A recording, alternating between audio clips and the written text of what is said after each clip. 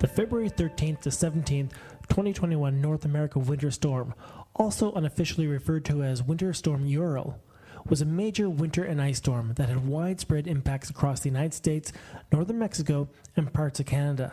The storm resulted in over 170 million Americans being placed under various winter weather alerts across the country and caused blackouts for over 9.7 million people in the U.S. and Mexico.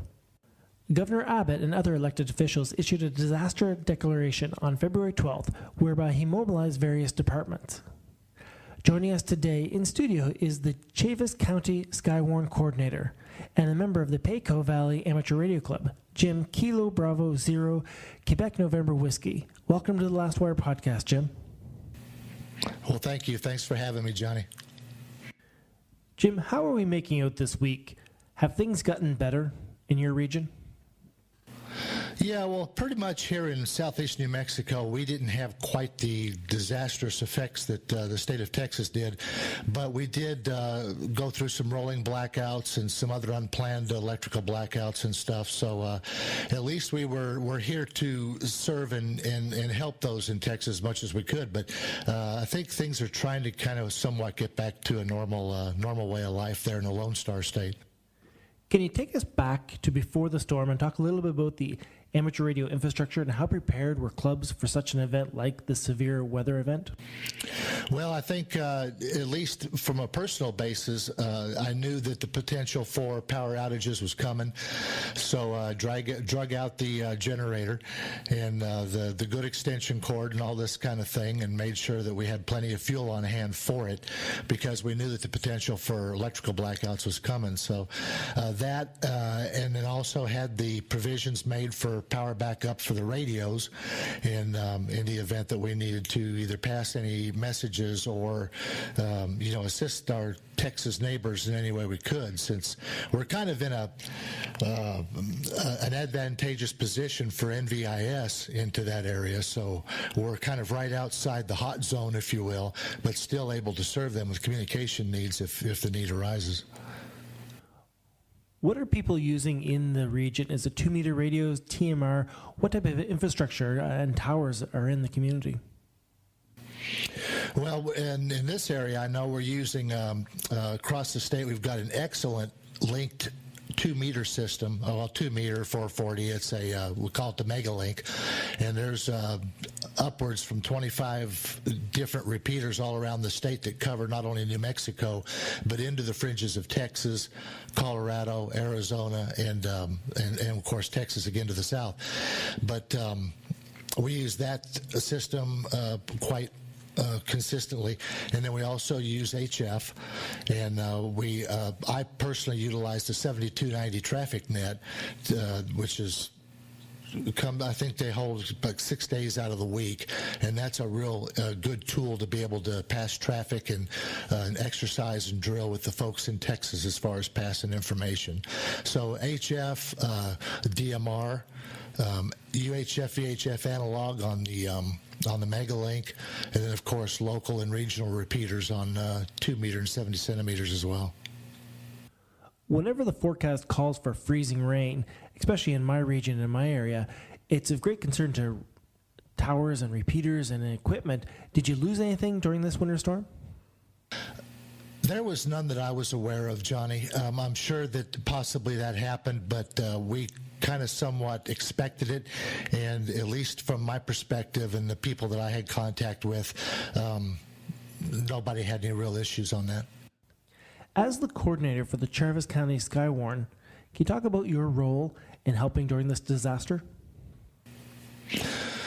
Well, we've got a real active Skywarn chapter in Chaves County. We also we're very, how would you say, have a real good working relationship with our county emergency manager, as well as the city fire chief and other heads of other entities throughout the valley, as we call it, the Pecos Valley.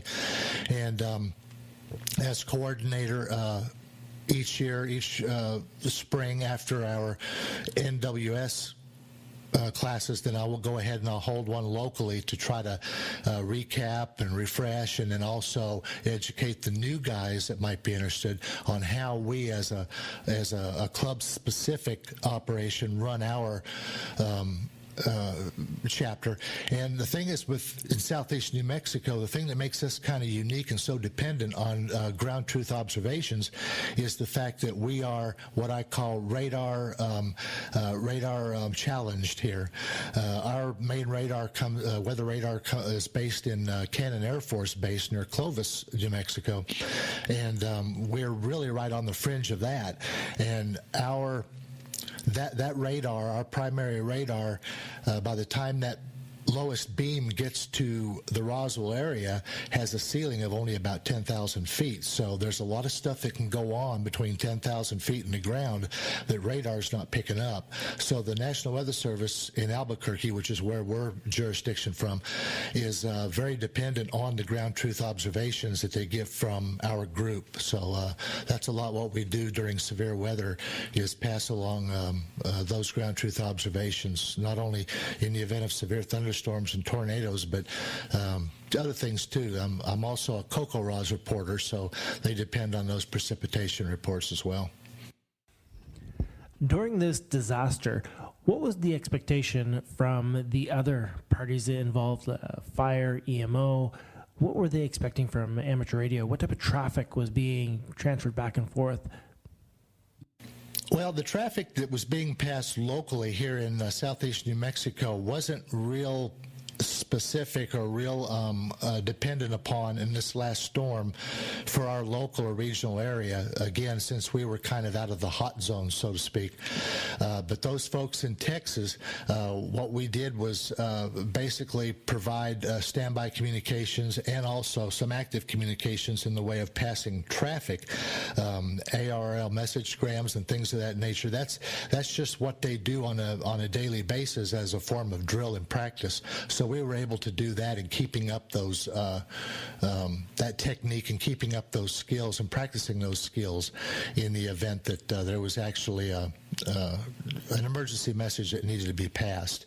I personally, they had one come up for Clovis, so I was able to take that message and pass it and deliver it by cell phone. So I could have done that by Megalink also. That gentleman was on the Megalink, our Megalink linked system. So as temperature rising, people starting to return to their home, starting to clean up. Has the tide changed? Are things getting better for the region? Yes. Well, like I said, things are healing, and it's going to take a long time. One friend of ours in particular had to leave their house because of the loss of power and the temperatures, just brutally cold temperatures. So they left their residence, and they, like so many other people, failed to turn the water off. They're just, not used to this. Well, when they came back to about ankle-deep water throughout their house, with much of the ceiling sheetrock had fallen in. It was a two-story dwelling, and they lost most of their personal possessions, actually. So my daughter that lives there not too far from them in a DFW suburb took them into her house, and while they went in and completely gutted, they had to completely gut the house. It was that bad. But and this is a scenario that we saw over and over and over again in Texas. So that's probably one of the biggest cleanup aftermath that they're dealing with right now, except for some people unfortunately having to bury their loved ones because of exposure and things of that nature. What lessons were learned from this experience, and do you see any changes happening in your club or other clubs in the area? Well, I think it's always something that, hams are really pretty good from the aspect of preparedness. I mean, there's this, backup and emergency power is pretty much a staple. I mean, we pretty much all understand that.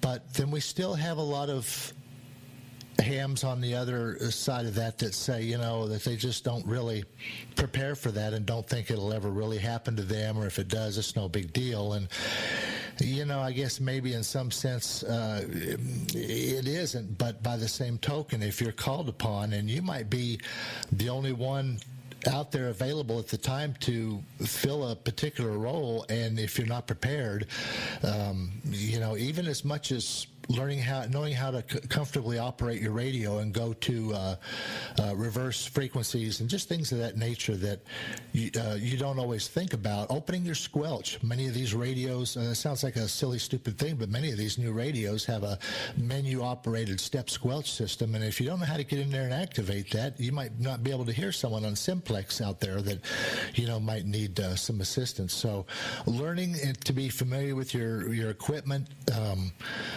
excuse me, always having some kind of a backup power plan,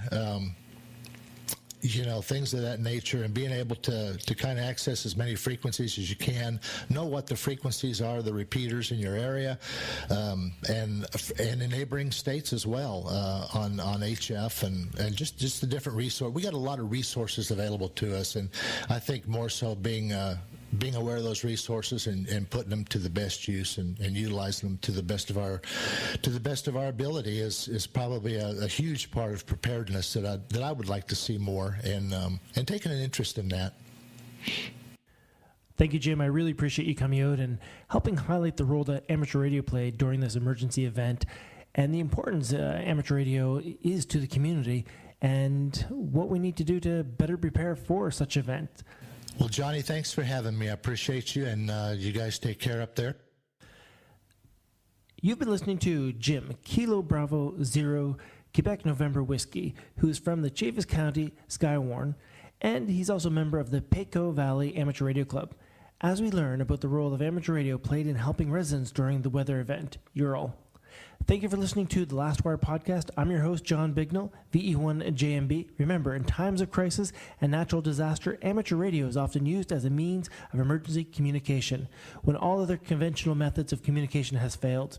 The Last Wire podcast that will profile and help share stories of hams who have volunteered their amateur radio knowledge and equipment for communication duty when disaster strikes.